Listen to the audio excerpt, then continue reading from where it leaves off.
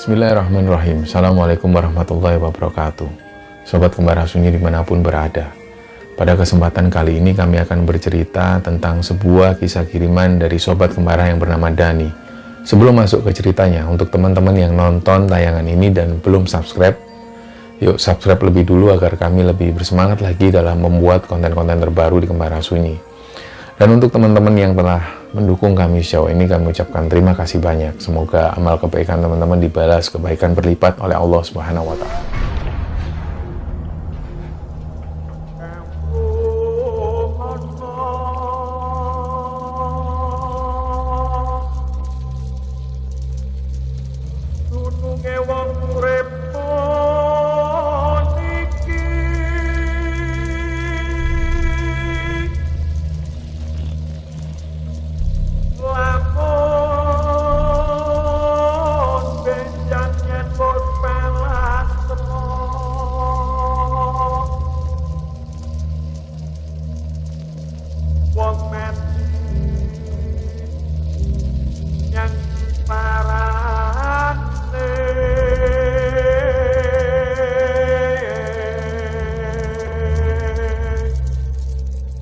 Untuk cerita kali ini, yang ngirim cerita bernama Dani.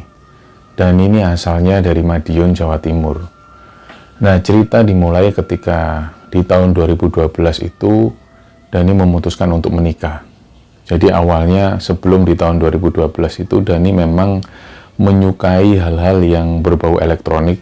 Jadi pada waktu itu, dia sering membantu tetangga untuk membenarkan atau menservis peralatan elektronik tetangga-tetangganya.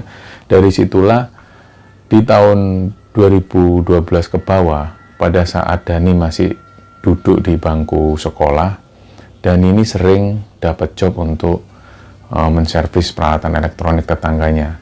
Jadi penghasilan Dani waktu itu bisa dikatakan cukup lumayan dibanding teman-temannya yang seusianya. Nah, di tahun 2012 itu akhirnya setelah lulus sekolah, Dani ini ketemu dengan satu teman SMP-nya, karena waktu itu ada pertemuan kecil di satu kafe kecil di Madiun. Mereka ketemu, dan dari situlah Dani mulai bertemu lagi dengan teman-temannya yang lama. Ada satu perempuan ini namanya Dayu. Dulunya menurut Dani, dia nggak tertarik apapun dengan si Dayu ini pada masa-masa SMP. Tapi entah kenapa ketika lulus SMA mungkin Dani melihat sosok Dayu itu lebih dewasa dan lebih cantik tentunya. Jadi pada waktu itu Dani pun mulai mendekati Dayu. Mereka mulai tukar nomor telepon dan akhirnya mereka mulai deket. Nah, akhirnya mereka pacaran. Hampir 1 tahun mereka pacaran dan mereka pun memutuskan untuk menikah. Jadi di sekitaran tahun 2013 itu mereka dikaruniai 1 orang anak perempuan. Dan akhirnya mereka hidup di rumahnya Dani waktu itu. Mereka tinggal bersama orang tuanya Dani, dan Dani masih tetap melanjutkan servis elektronik itu di rumah. Jadi nggak ada pekerjaan apapun selain pekerjaan itu. Sementara si Dayu sendiri sudah bekerja di satu perusahaan swasta di Madiun sana, dan setiap hari kadang-kadang Dani ini mengantar Dayu menuju ke tempat kerjanya. Setelah itu Dani pun kembali pulang ke rumah, membereskan semua perlengkapan-perlengkapannya. Kadang kalau ada pekerjaan, misalnya ada TV dan lain-lain yang belum diselesaikan, dia selesaikan waktu itu, sambil sebentar-sebentar merawat anaknya yang perempuan itu. Nah, singkat cerita, di sekitaran tahun 2017 itu, Dani ini karena selain hobi elektronik, dia punya hobi musik. Jadi dia punya band bersama teman-temannya. Dan di sekitar tahun 2015 sampai tahun 2017, band mereka ini sering tampil di acara-acara tertentu. Dan umumnya sering tampil di kafe-kafe yang ada di kota-kota di Madiun dan di sekitarnya. Nah, di tahun 2017 itu mereka berkesempatan main di salah satu kota, di kota Ponorogo. Ada satu kafe kecil. Jadi mereka main di sana, dan selesai mereka pentas, mereka pun menuju ke rumah salah satu temannya yang bernama Amir. Kebetulan rumah Amir ini posisinya dekat dengan alun-alun Ponorogo.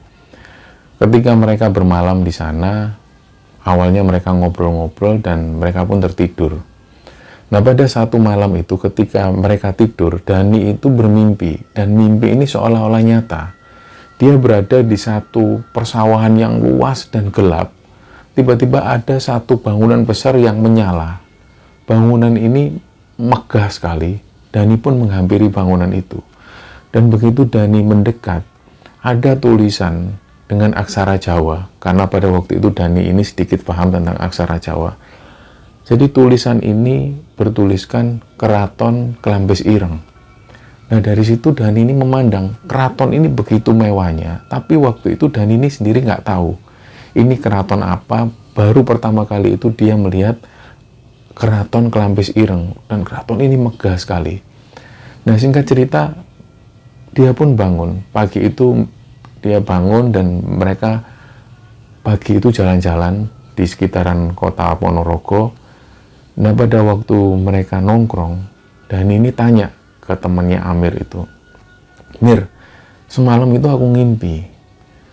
Aku ada di tengah persawahan yang gelap dan aku ngelihat ada seperti keraton atau istana yang megah sekali. Nah, bangunan inilah yang satu-satunya terang benderang, sementara di sekitarnya itu gelap. Dan waktu tak lihat ada tulisan aksara Jawa, itu tulisannya Keraton Klambes Ireng." Nah, Amir waktu itu yang mendengar pernyataan dari Dani, dia bilang, "Kamu bener ngimpi kayak gitu?" "Iya bener, aku pengen ke sana. Apa mungkin Klambes Ireng itu letaknya di daerah sini? Karena aku sendiri nggak tahu." "Iya memang benar." Amir pun mengungkapkan seperti itu, letaknya ada di dekat sini lah, ada di satu desa. "Kamu mau ke sana?" "Aku pengen diantar ke sana, tapi aku pengennya malam. Nggak tahu kenapa aku pengen ke sananya malam." Nah, sementara Amir sendiri tahu tentang lokasi yang ada di Klambes Ireng itu. Mungkin waktu itu Amir ini bilang ke Dani, lebih baik jangan malam, karena Amir sendiri tahu kondisi malam hari di sana, kondisinya gelap dan jalannya rusak. Akhirnya mereka berangkat sore hari, sekitar jam 4 sore mereka berangkat menuju ke Klambes Ireng itu tadi. Nah, begitu sampai di sana, mungkin waktu itu Amir sendiri, meskipun warga Ponorogo, dia sendiri agak lupa, karena Amir sendiri mengaku bahwa cuman sekali Amir pernah mengunjungi Klambes Ireng itu. Nah, begitu mereka tiba di satu desa itu, sempat mereka ini tersesat sampai kemudian menemukan satu orang dan mereka tanya, akhirnya ditunjukkan jalan. Nah, jalan ini semakin rusak, melewati persawahan. Amir sendiri membayangkan ini kalau hujan pasti jalannya semakin becek dan belepotan. Nah, waktu itu kondisi memang habis hujan. Jadi mereka ini jalan menuju persawahan dan nggak terasa hari ini sudah mulai gelap. Dan belum sampai di Klambes Ireng, hari ini sudah gelap. Dan nggak lama kemudian ketika mereka sampai di posisi Klambes Ireng atau di lokasi itu, si Amir sempat bilang ke Dani, "Dan kita sudah sampai." Lah, Dani sendiri cuman bengong ngelihat. "Loh kok gini, Mir? Loh maksudmu gimana? Harusnya gimana? Soalnya di mimpiku itu keraton ini besar, megah sekali, dan mewah. Bukan seperti ini." Nah, waktu itu Amir ini juga bingung. Dia nggak tahu, kan kamu ngimpi. Kalau kamu minta diantar ke Klambes Ireng, ya ini tempatnya. Biasanya orang-orang sini kalau datang ke Klambes Ireng itu untuk semedi, untuk menenangkan diri, ya ini tempatnya. Nah, sementara si Dani itu ngelihat kanan kiri, tapi aku ngimpi nggak kayak gini. Bangunannya megah, kayak istana, dan ada tulisan aksara Jawa yang bertuliskan Keraton Klambes Ireng. Bukan kayak gini. Mungkin kamu salah, Mir, bukan di sini tempatnya. Amir sendiri mungkin agak sebel waktu itu. Dia bilang, "Ya sudahlah, kalau memang kamu nggak percaya, aku taunya Klambes Ireng ya ini. Kalau memang kamu nggak percaya, ya sudah, kita pulang aja kembali ke rumah. Nanti kita tanya lagi informasi seputar Klambes Ireng. Mungkin ada lagi selain di sini." Amir pun bilang seperti itu. Jadi waktu itu ada 3 orang yang menuju ke Klambes Ireng menggunakan 2 sepeda motor. Amir, Dani, dan satunya lagi temannya si Sofyan. Nah, pada saat itu Amir dan Sofyan ini berboncengan, sementara Dani ini sendirian. Nah, setelah mendengar pernyataan dari Amir itu, akhirnya mereka pun kembali pulang melewati persawahan tadi. Nah, posisi Dani itu ada di depan. Jalan ini memang benar-benar gelap, karena kanan kiri persawahan dan gelap sekali, nggak ada penerangan satupun. Ketika Dani berjalan, Dani itu masih bisa ngelihat dari arah spion, Amir dan Sofyan ada di belakang. Dan mereka kesulitan dengan medan yang seperti itu. Dan nggak lama kemudian, sekitar 5 menit perjalanan itu, Dani nggak melihat lagi sosok Sofyan dan Amir di belakang. Nah, Dani pun berhenti, coba noleh ke belakang, ternyata gelap. Nah, awalnya yang Sofyan dan Amir itu ada di belakangnya Dani, ternyata pada waktu Dani itu noleh, ternyata mereka sudah nggak ada. Dani pun melanjutkan perjalanan pelan-pelan.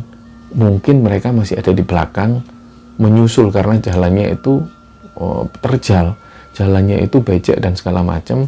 Dani pun pelan-pelan memperlambat laju motornya, dia pelan, dan ada satu perempatan di situ. Dani waktu itu lupa, ini lewat mana? Perasaan tadi nggak ada perempatan. Wah, lewat mana? Ditunggulah teman-temannya ini. Ditunggu hampir 5 menit, belum juga muncul. Ditunggu sekali lagi, nggak juga muncul. Nah, pada saat yang seperti itu, di tengah sawah yang gelap itu, sepi, nggak ada suara apapun, dan nggak ada penerangan satupun. Dani pun mau menyalakan motornya lagi. Dari arah sebelah kanan, itu Dani ngelihat ada sosok berdiri. Jadi ada laki-laki yang berdiri persis di depan rumahnya. Dani pun agak heran, loh, kok ada rumah di sini? Jadi rumah ini letaknya ada persis di pinggir jalan yang rusak itu. Dan awalnya Dani ini mengaku kalau ketika pertama kali datang sore hari itu, nggak ada rumah satupun. Di tengah persawahan itu nggak ada rumah satupun, nggak ada bangunan satupun. Tapi ketika Dani berhenti, dia ngelihat ada sosok bapak-bapak. Dari kejauhan itu kelihatan, samar-samar dari lampu sepeda motornya itu kelihatan sosok bapak-bapak yang berdiri. Nah, Dani pun mendekati sosok bapak-bapak ini. Rencananya dia mau tanya. Semakin mendekat, semakin jelas. Jadi ada laki-laki. Sosok laki-laki ini, beliau itu pakai belangkon hitam dan pakai baju semacam baju sorjan dan bawahan dengan kain batik. Bapak-bapak ini tangannya ada di belakang sambil melihat ke arah Dani dan senyum. Begitu semakin mendekat, Dani pun turun. Mau kemana, Mas? Bapak ini pun senyum. Iya, Pak, sebentar, Pak. Dani pun parkir sepeda motornya, dia tanya, Pak, ngapunten, mohon maaf, saya ini tersesat. Tadi saya dari Kelampis Ireng sama teman saya 2, tapi mereka belum muncul. Oh iya, nggak apa-apa, ayo masuk dulu aja. Ternyata Dani itu lihat ada rumah di situ. Rumah ini bangunan dari kayu, dan bapak-bapak ini sosoknya itu nggak terlalu tua, tapi sangat berkarisma sekali. Bapak ini pun mempersilahkan Dani masuk. Ayo masuk dulu. Masuk di rumahnya, Dani itu ngelihat ada 2 pohon asem yang tinggi. Dan begitu mereka masuk, di sebelah kiri yang Dani ingat itu ada sumur tua. Bapak ini pun mempersilahkan masuk. Dan gak lama kemudian, bapak ini pun masuk. Ngambil sesuatu, diambilkanlah minuman teh hangat waktu itu. Dani pun dipersilahkan minum. Ayo, minum dulu aja, gak apa-apa. Dani pun menghadap ke sosok bapak ini. Bapak-bapak ini berkumis tipis dan ada jenggot tipis di situ, pakai belangkon hitam, wajahnya bersih sekali, beraura yang positif, karismatik. Dani pun minum dan barulah bapak-bapak ini ngajak ngobrol. Mas, kalau kesini lain kali jangan malam-malam, mbok ya pagi atau sore, atau bisa sehabis subuh, suasananya bagus. Kalau malam gini ya nggak kelihatan apa-apa. Kecuali kalau jenengan mau nyari sesuatu atau bersemedi di sana, menenangkan diri. Biasanya orang-orang yang datang ke Kelampis Ireng itu untuk menenangkan diri atau bersemedi. Lah, saya mau tanya, masnya kesini nih dalam rencana apa? Lah, Dani pun cerita, naruh gelasnya, dia bilang, gini Pak, saya itu kan asalnya dari Madiun. Lah, kemarin itu kami ada acara di Ponorogo. Pas saya tidur, saya kok ngimpi. Saya tuh ngeliat ada keraton yang mewah. Ada kayak istana dan ada tulisan aksara Jawa. Tulisannya itu Keraton Kelampis Ireng. Makanya saya bilang ke teman saya yang asli Ponorogo, minta diantar ke sini. Lah ternyata begitu saya datang, saya lihat kok bukan seperti di mimpi saya Kelampis Ireng. Nah saya bilang ke teman saya, yang saya lihat di mimpi nggak kayak gini. Mungkin ada tempat lain. Nah bapak ini pun senyum. Oh gitu. ada mas di sebelah sini keratonnya. Loh, iya pak, benar pak, ada. Udah nanti saya antar, diminum dulu. Lah sambil minum itu bapak ini pun ngobrol lagi. Dan nggak lama kemudian obrolan ini mengarah ke satu titik atau satu poin. Tiba-tiba bapak-bapak ini bilang, mas, rumah sampean itu palang pintunya mbok diganti. Itu sudah rusak, diganti yang baru yang lebih kokoh ya. Nanti kalau sudah pulang ke rumah diganti palang pintunya. Dani pun cuman senyum. Dia bingung kikuk. Palang pintu kok saya rasa kok baik-baik aja pak palang pintu di rumah saya. Ya wis pokoknya setelah ini saya ajak jalan-jalan ke keraton. Setelah itu nanti kalau sampean pulang, begitu sampai rumah langsung diganti palang pintunya. Itu sudah jelek. Nanti rumah sampean bisa rubuh. Oh iya pak, Dani pun mengiyakan. Ya sudahlah, gak lama setelah itu ada langkah kaki dari luar. Ada sekitar 2 atau 3 orang, ternyata ada 3 orang yang dia ini busananya seperti prajurit-prajurit kerajaan masa lampau. 3 orang ini gak pakai atasan, dia cuma pakai bawaan celana hitam dan masing-masing itu megang satu senjata. Waktu itu 3 prajurit ini salah satunya bilang, "Nun sewu, Kanjeng Sunan, ditimbali sinuwun." Lah waktu itu Dani itu ngelihat sosok 3 orang ini seperti layaknya prajurit, dan waktu itu bapak-bapak ini senyum. Oh ya, ya sudah saya nanti ke sana, kalian balik dulu. Nah nggak lama kemudian Dani ini tanya, "Nun sewu, itu tadi siapa?" Loh ya itu prajurit dari keraton Lambis Ireng. Nah kebetulan ayo kita ke sana habis ini. Kebetulan Sinuwun nimbali saya. Nah mereka pun jalan, mereka pakai opor, nggak jauh sekitar 2 menit berjalan. Dani itu ngelihat ada keraton yang megah, persis seperti di mimpinya. Keraton ini megah terang benderang dengan pencahayaan lampu-lampu obor dari api, dan ada seperti ukiran-ukiran bertahtakan emas. Di situ semakin dekat, Dani pun melihat sosok bapak-bapak ini yang pakai belangkon itu. Dia bilang, "Ini kan yang sampean lihat?" "Iya pak, ini pak, yang saya lihat ini pak." Dan Dani itu semakin memperhatikan, ada tulisan aksara Jawa bertuliskan Keraton Lambis Ireng. Dani pun karena penasaran dan takjub, dipeganglah aksara Jawa itu, tulisannya muncul bertahtakan emas. Nah gak lama kemudian bapak ini, "Ayo masuk, pengen tahu kan dalamnya, ayo masuk." Masuklah dia. Ada 2 penjaga yang ketika sosok bapak-bapak ini masuk, 2 penjaga ini seperti sungkan pada sosok bapak ini. Dia pun mempersilahkan masuk. Dan gak lama kemudian ada beberapa mungkin abdi dalam di keraton itu, dia langsung berdiri dan memanggil sosok bapak ini dengan panggilan Kanjeng Sunan. "Loh Kanjeng Sunan sudah rawuh, monggo, sudah ditunggu Sinuwun di dalam." Gak lama kemudian Dani pun dengan sosok bapak ini masuk di satu ruangan. Sementara sosok bapak yang memakai belangkon itu masuk ke arah dalam di satu ruangan yang megah. Dan dari situ Dani nggak tahu apa yang dilakukan oleh sosok bapak-bapak ini. Di situ ada beberapa abdi dalam dan ada makanan-makanan seperti buah-buahan. Nah para abdi dalam itu mungkin waktu itu menganggap bahwa Dani ini adalah kerabat dekat dari sosok bapak yang pakai belangkon itu. Akhirnya para abdi dalam itu mempersilahkan, "Monggo mas, diunjuk, didahar, nggak apa-apa, monggo. Kami sudah kenal lama sama Kanjeng Sunan, monggo didahar." Dani pun ngicipi, ada anggur di situ, ada buah-buahan yang buah ini semuanya segar. Dani pun melihat ke arah atas, bangunan itu megah sekali. Jadi bangunan keraton yang nggak pernah sebelumnya dilihat oleh Dani. Dani itu senang karena yang pertama, dia itu berhasil melihat wujud keraton ini sama persis seperti yang ada di mimpinya. Dan Dani itu sekali lagi menyatakan kalau itu nyata. Dani merasa itu bukan mimpi. Karena yang Dani lihat adalah sosok orang-orang yang benar-benar wujudnya manusia. Seperti wujudnya seorang abdi dalam. Dan sosok bapak yang pakai belangkon itu wujudnya seperti manusia, seperti biasa pada umumnya. Gak lama berselang sekitar 1 jam kemudian, sosok bapak yang pakai belangkon itu pun keluar. Dia duduk di ruang tamu, terus bilang ke Dani, "Saya itu sebenarnya bisa dikatakan ya tabib lah mas.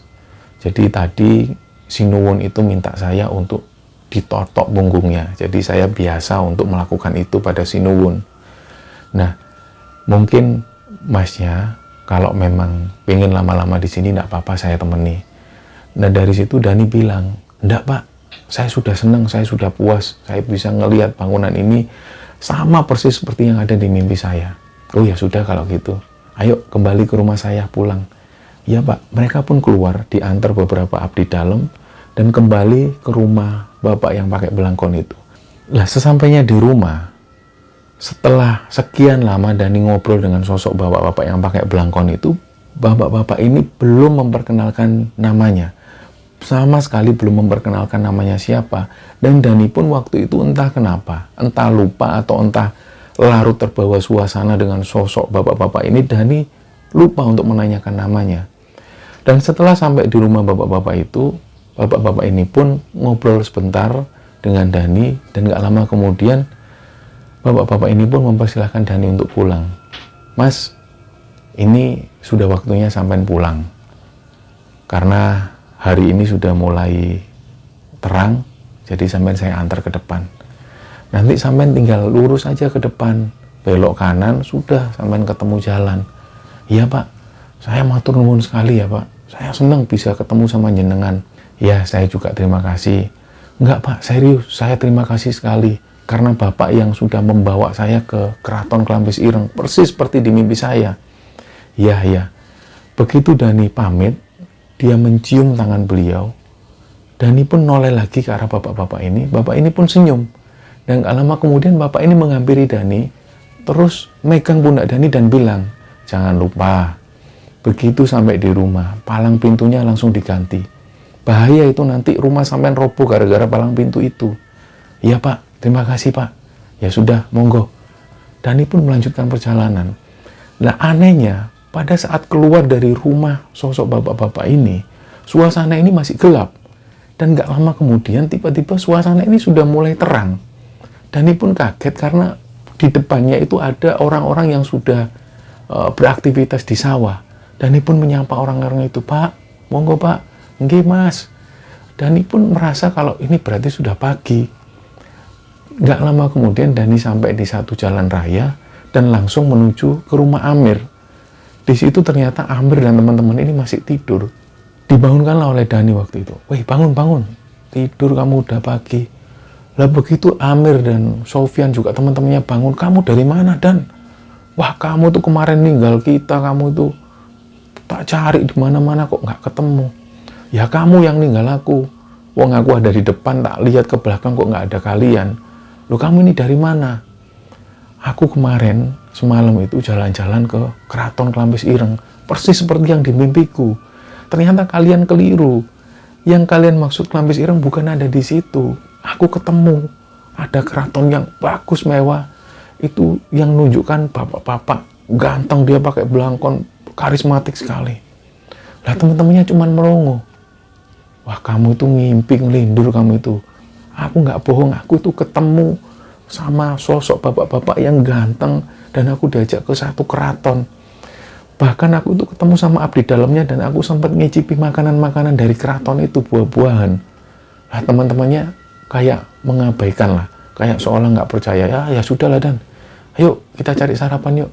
Mereka pun cari sarapan dan singkat cerita, sore harinya Dani dan teman-teman ini kembali ke Madiun. Setelah sampai di rumah di Madiun itu, Dani pun beraktivitas kembali seperti biasa. Dan pagi harinya seperti biasa ngantar istrinya menuju ke kantor. Sore harinya jemput seperti biasa. Nah beberapa hari berlalu sampai 2 minggu kemudian, ada satu teman Dani ini yang tiba-tiba ngajak Dani ketemuan.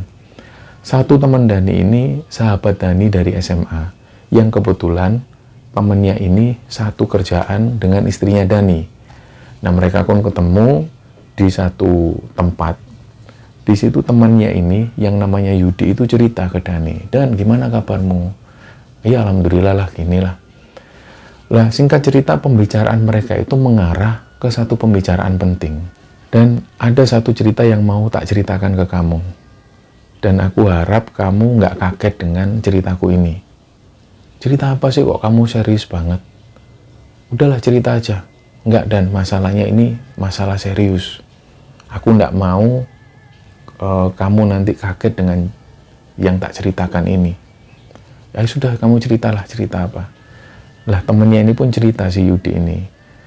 Jadi Yudi ini karena satu kantor, satu perusahaan dengan istrinya Dani, dia cerita, dan kamu tahu nggak, Dayu itu sebenarnya sudah lama selingkuh dengan satu orang di kantor.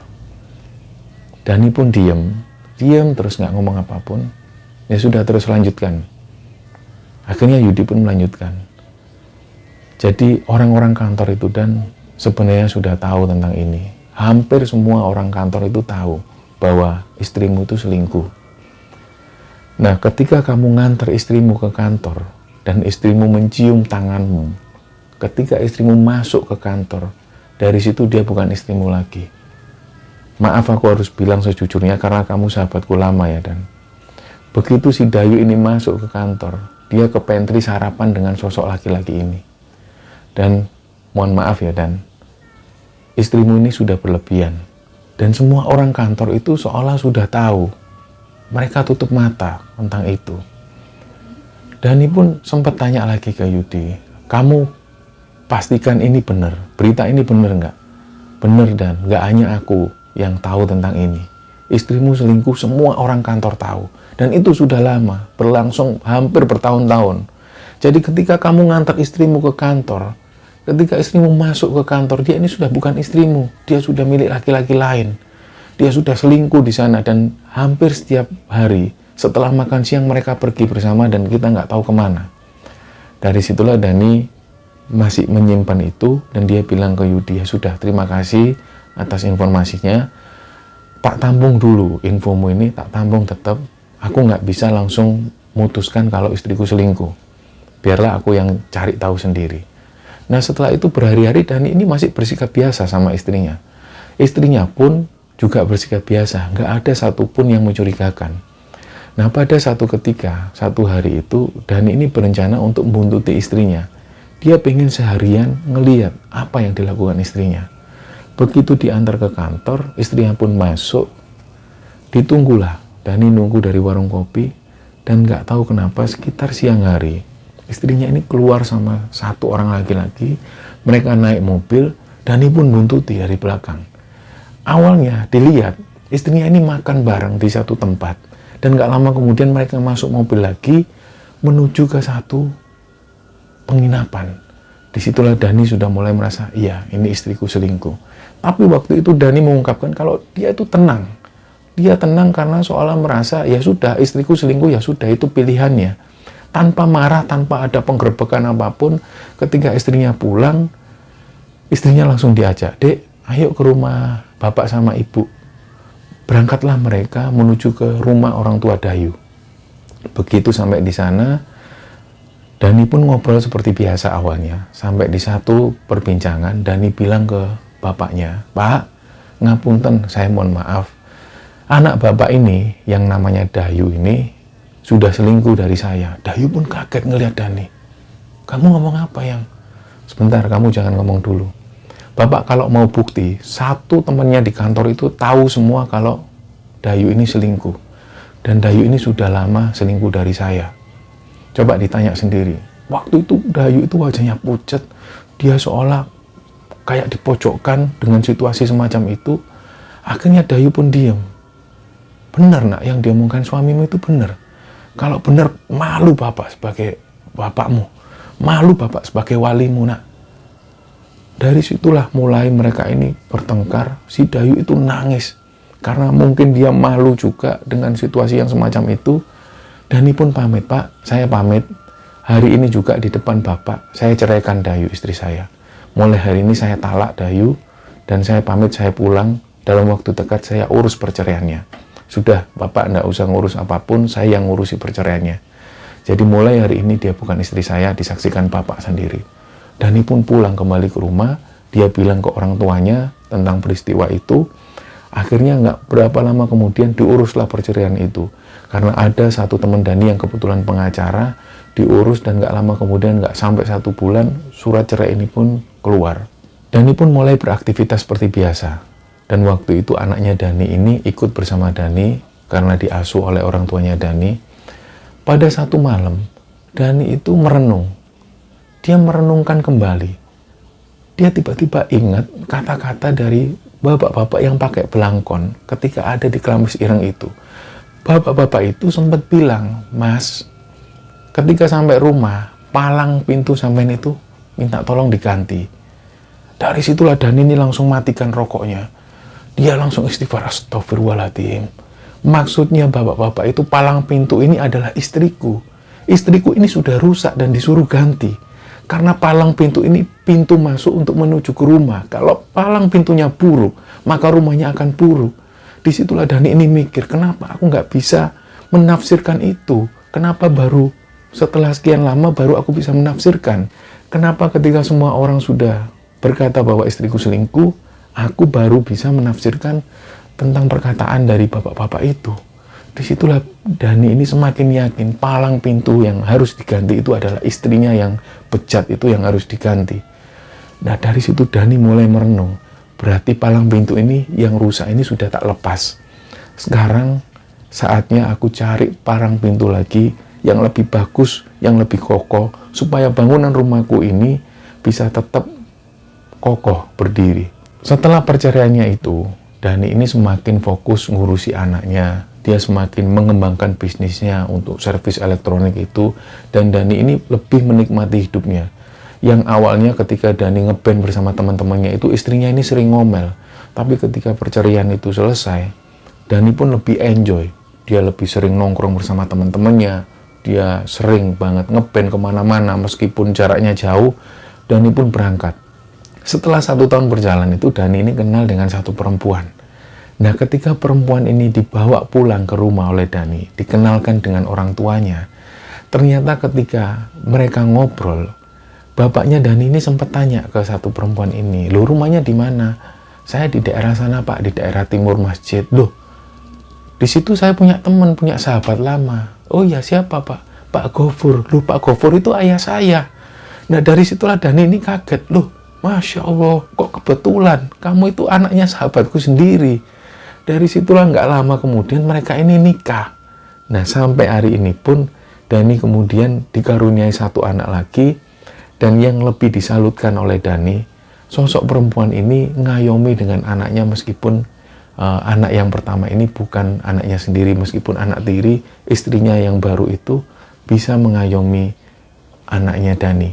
Nah, dari situlah Dani mengungkapkan cerita ini benar-benar nyata. Dan Dani merasakan betul ketika sampai di Keraton Kelamis Ireng itu, Dani merasakan suasana yang berbeda, aura yang mistis, tapi membuat Dani itu bahagia. Nah, sampai hari ini pun, sosok laki-laki yang pakai belangkon, pakai baju surjan, dan pakai batik itu, Dani ini masih nggak tahu itu siapa. Sosok ini masih misterius, dan setelah kejadian itu, Dani nggak lagi bertemu dengan sosok laki-laki itu. Tapi dalam hatinya, Dani itu sering kali mengirimkan Al-Fatihah untuk beliau, meskipun Dani nggak tahu itu siapa. Tapi Dani berterima kasih dengan sosok ini, karena sosok inilah Dani tahu bahwa palang pintu rumahnya harus diganti, yaitu istrinya yang bejat itu. Lah dari sinilah Dani menceritakan kisah ini di Kembara Sunyi dengan harapan cerita ini bisa diambil kesimpulan oleh teman-teman semua, lebih-lebih bisa diambil manfaat dan hikmah oleh teman-teman semua. Mohon maaf kalau ada salah-salah kata. Wassalamualaikum warahmatullahi wabarakatuh.